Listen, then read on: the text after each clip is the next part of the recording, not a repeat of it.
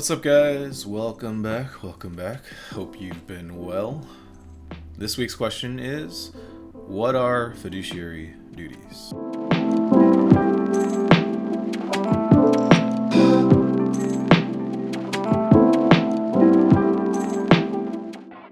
Basically, there's certain kinds of relationships, that exist, usually financially related, and the existence of that relationship creates a duty between one party to the other.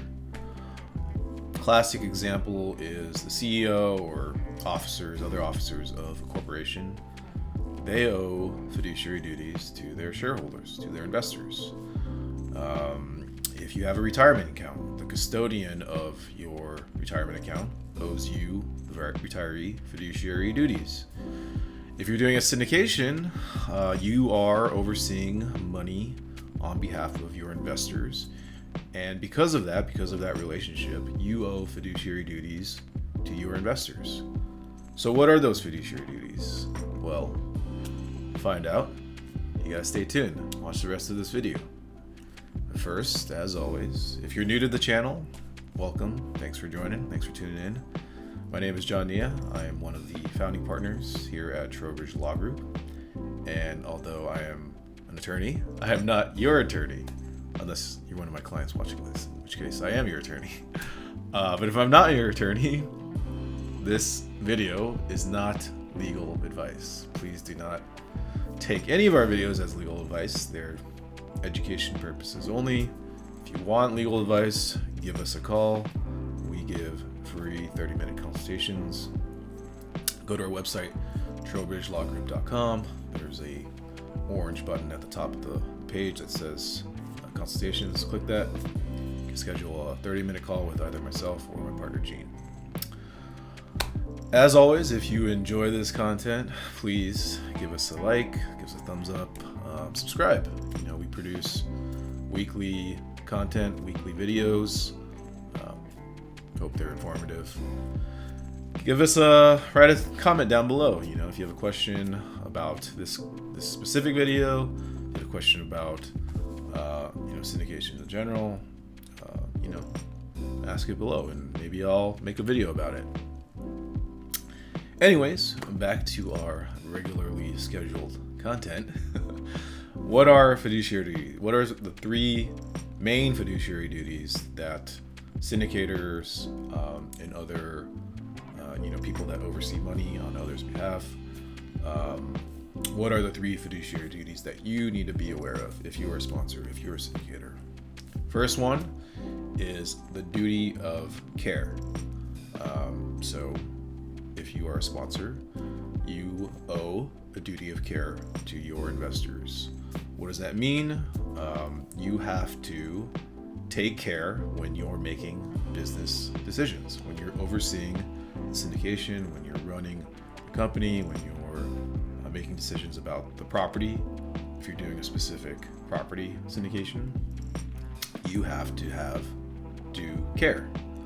What does that mean? The easiest way I can explain it is there is a reasonableness standard, right? So every decision you make has to be reasonable.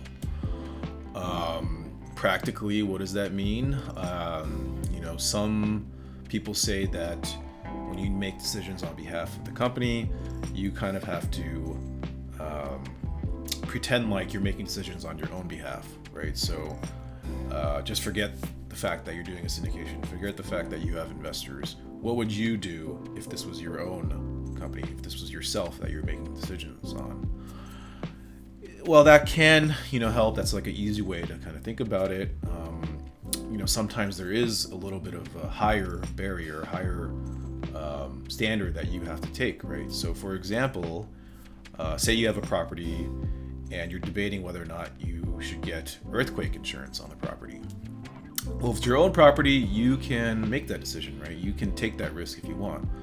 But if you're syndicating a deal and the property is here in California and you decide not to get earthquake insurance and an earthquake happens and the property is destroyed and now everyone's suing you, investors are suing you, during the trial, investors will probably say, you breached your duty of care because you should have got earthquake insurance.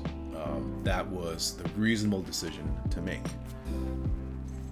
Whether or not that is a valid argument, whether or not that's going to win the investors the case, is going to depend, right? It's going to depend on all the circumstances, all the facts, everything that happened in that specific case. So I can't really say whether or not that was reasonable. It might have been reasonable. It might not have been reasonable. But that's the standard, right? That's the standard. You have to put yourself in the shoes of a reasonable person. Look at it from an objective point of view. What would a reasonable person in that position decide on? What would their decision have been? And yeah, it's it's going to depend, right? But that's the standard you got to use when you think about the duty of care. Number 2, second fiduciary duty you need to be aware of is the duty of disclosure.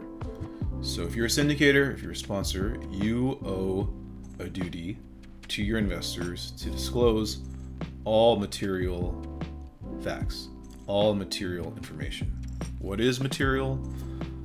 Basically, material information is anything that a reasonable investor, you're going to see this reasonableness comes in often, a lot in, not just fiduciary duties, but in the legal world in general. There's always this reasonableness standard. But anyways, material information is what a reasonable investor would want to know to make a decision about investing in a deal. So if you're a sponsor, you owe a duty to disclose anything material to your investors.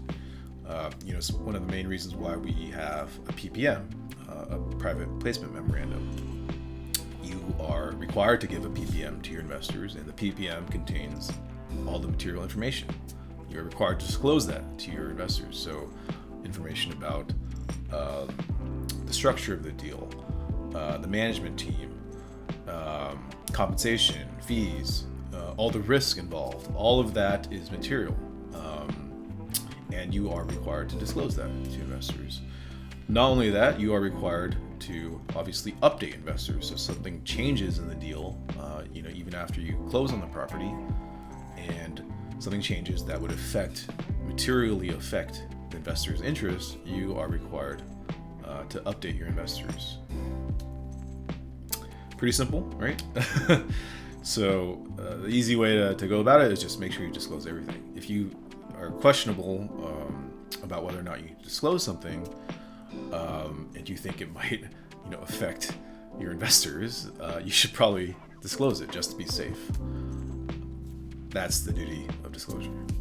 The last duty is a little bit harder to kind of understand. A lot of people kind of get it confused as far as the standard and how to apply it to their particular circumstances. But the last duty is the duty of loyalty. So if you are a sponsor, if you're a syndicator, you owe a duty to your investors to remain loyal to them, to the company. So what does that mean? It's a little difficult to kind of explain. The easiest way to explain it is through examples. So self-dealing is prohibited, right? So basically, if you